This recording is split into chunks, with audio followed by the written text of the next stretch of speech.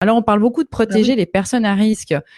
On nous a dit qu'à partir d'un certain âge, on était une personne à risque. Toutes les personnes qui ont 75 ans, qui sont en pleine forme dans la rue, est-ce que on peut considérer que l'âge est un facteur à risque ou c'est plutôt son état de santé? Qu'est-ce que vous pensez de ça, en fait, de toute cette oui, culpabilisation qu'on fait aussi aux jeunes, hein, parce que les jeunes, vous avez vu, hein, ce qui est paru beaucoup avec je vais pas tuer mamie, papy avec des enfants avec des masques. Qui est ce groupe à risque vraiment? oui, ça Qui sont morts de ouais, Covid? c'est une de mes spécialités c'est le vieillissement et c'est justement exactement ce que vous dites, c'est la prévention dans tous les domaines de la santé, de la maladie. C'est vraiment un scandale et c'est une stigmatisation des personnes âgées de dire 65 ans et plus, vous êtes tous dans le même groupe. Aujourd'hui, on est 4 à 5 générations qui vivons ensemble, dont 2 à 3 générations à la retraite.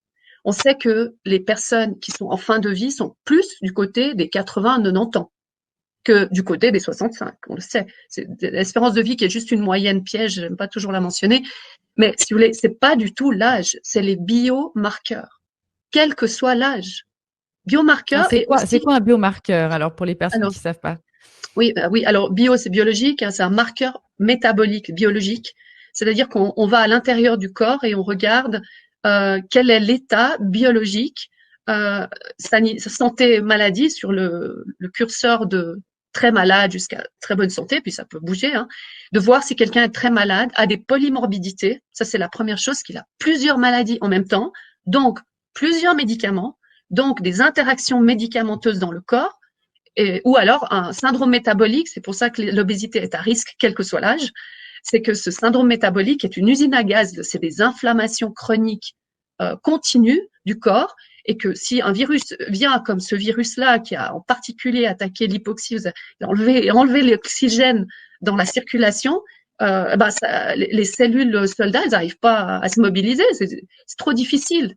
Voilà, c'est les biomarqueurs et pas l'âge. Et chez les personnes âgées, vous remarquez, c'est très bien documenté maintenant et de plus en plus, c'est plutôt des moyennes à 84 ans qu'à 65. Mais il ne faut pas négliger que les jeunes qui décèdent sont des gens immunodépressifs, donc ils ont une immunité très faible, ils ont peu de soldats pour combattre dans leur corps parce qu'ils sont en mauvaise santé ou ils ont une faille quelque part.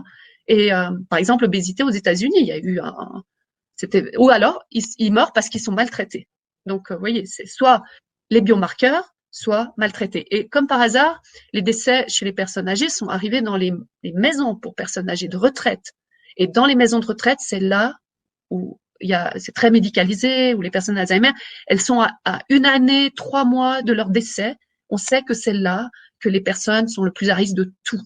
Et c'est en principe, comme on dit en anglais, le hanging fruit, le fruit qui pend et qui est très faible, qui tombe. Mais aussi avec la Alors, grippe. Aussi on a avec la fait quoi grippe. ensuite, justement? Est-ce que vous savez comment on a pris en charge ces personnes-là, du coup, pendant la grosse, on va dire la première saison du Covid, puisque maintenant tout le monde parle de vague, vous parlez de saisonnalité, hein, c'est vrai que c'est plus logique, effectivement. Donc, dans la saison 1 de l'épisode Covid, comment on s'est occupé de ces personnes âgées? Est-ce qu'elles ont été hospitalisées au HUG? Est-ce que vous savez quelles a été les réglementations? Alors, je n'ai pas les données et j'ai pas encore les données complètes. J'ai que des histoires. Et j'ai des histoires horribles et j'ai des histoires de réussite. Alors, c'est difficile de généraliser.